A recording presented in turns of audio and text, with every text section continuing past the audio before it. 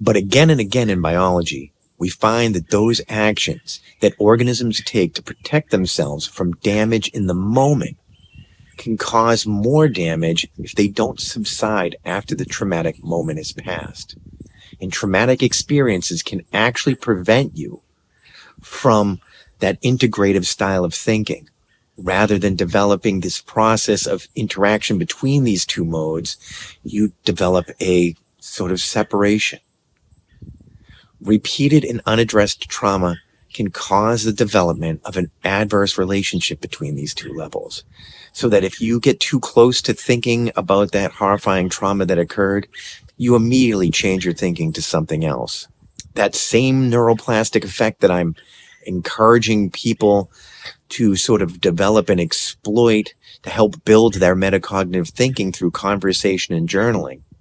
Well, that same process, it can be used and exploited through trauma and abuse to keep you from habituating this kind of reflective thinking, causing you to stop thinking or reject certain types of thinking, really for your own mental safety.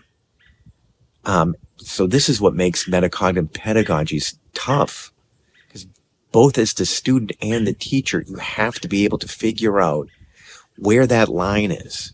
And sometimes that line is not easy to detect, which makes that relationship piece of the educational experience all the more powerful.